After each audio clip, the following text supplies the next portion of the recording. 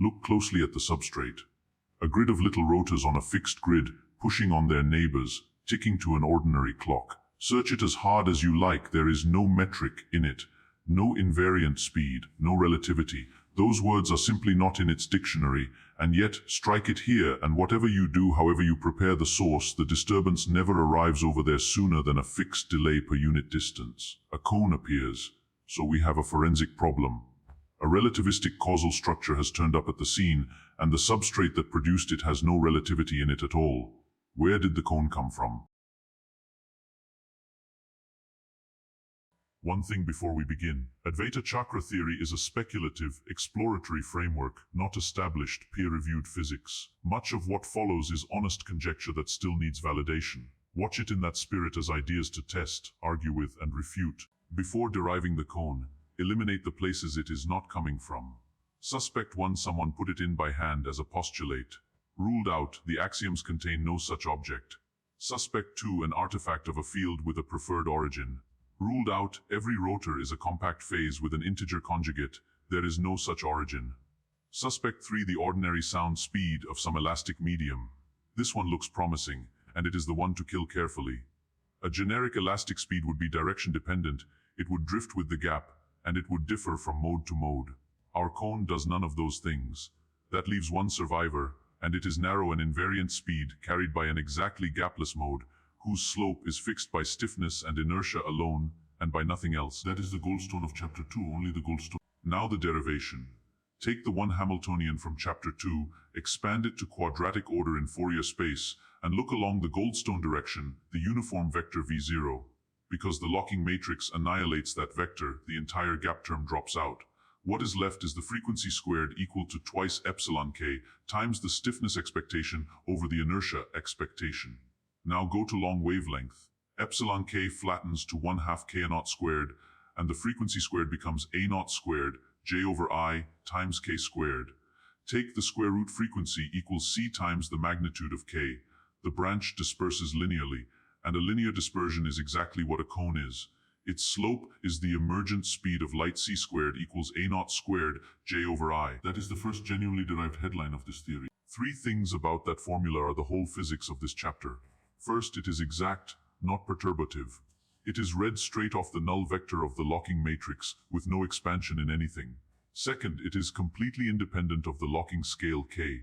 The stiffness that makes the vacuum rigid does not enter the speed of light at all. Third, for a symmetric lattice, it is isotropic, the same in every direction. So here is a medium that is elastic, discrete, and thoroughly non-relativistic, and its goldstone rides an invariant, direction-independent cone. That is a relativistic kinematic invariant emerging from a substrate that has none. There is a second cone here, more primitive than the first, and it does not depend on identifying any particular mode. Because the couplings reach only a finite distance on a lattice, with a finite spacing, a classical theorem applies the Lieb-Robinson bound. It says the commutator of 2 operators, separated by a distance d and a time t, is bounded by an exponential that dies away once d exceeds v times t. In plain terms, outside the cone, operations effectively commute.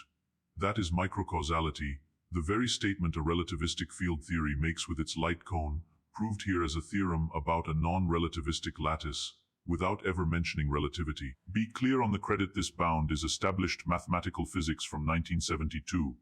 What this theory adds is the reading that causal structure has a microscopic origin, and that the same finite spacing which makes the bound exist will regulate every ultraviolet divergence downstream.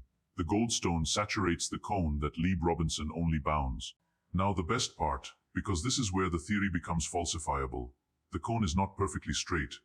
Keep the next term in the expansion, and the dispersion picks up a correction frequency squared equals c squared k squared times 1 minus 1/12 of k0 squared, a negative k to the 4th curvature.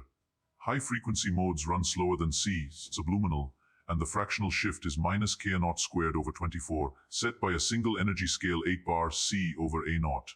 Here is why that matters. The coefficient minus 1/12 is not a knob. Nobody gets to tune it. It is the Taylor coefficient of a cosine, fixed by nearest neighbor geometry alone. This is the cone confessing its discrete origin, and the same fingerprint, same sign, same scale must appear in the photon, the gravitational wave, the matter wave, and the thermal sectors. One scale, many messengers. That correlation is the sharpest experimental handle this theory offers. A cone with a mode on it is kinematics. A quantum field theory is more. To earn that phrase, we have to show the correlation functions of this one goldstone are the correlation functions of a relativistic quantum field. Two classical results do the work. Osterwalder-Schrader reconstruction takes Euclidean correlators that satisfy reflection positivity and clustering and hands back a genuine quantum field theory. Lieb-Robinson supplies the space-like commutativity. Put them together and the locked goldstone reconstructs in the small spacing limit as a free massless Klein-Gordon field on the emergent metric. Now the honesty, and it matters. That tag says standard, deliberately. Both theorems are established, and the object they produce is the most ordinary field theory there is, a free scalar. What belongs to this theory is not the theorem, but the reading that the free relativistic scalar of particle physics is the low-energy face of one goldstone mode on a rotor lattice riding this cone. The interacting Lorentz invariant fixed point is a different and much harder claim, and this chapter does not prove it. The acquittal is partial, and we say exactly where it stops. The verdict. The cone was never inserted. It is the shadow of two non-relativistic facts, one gapless mode on a stiff lattice and a finite coupling range on a lattice with finite spacing. Its opening angle is a₀²J over I, exact and blind to the locking. It carries a free massless field rigorously, and it leaves a fingerprint it cannot hide, a negative keta, the fourth bend with an untunable coefficient, waiting in 4 different sectors for somebody to measure it. Next chapter, we stop asking what the substrate is and start asking what it does, reading the whole lattice as a lossless engine, and hunting for the one place the heat of a measurement can possibly hide. A word of acknowledgement. This work was inspired in part by the non-dual teachings of Sri Narayana Guru, that the creator, the creation, and the substance of creation are fundamentally one. Symbols from the Hindu tradition, the Sudarshan chakra and the Shivalinga, suggested the analogies behind the chakra model. They are acknowledged as philosophical and symbolic inspiration. The physics stands on its own. Thank you for watching. If this made you think, the book and the next chapter are linked below. Until then, one substance and how far it reaches.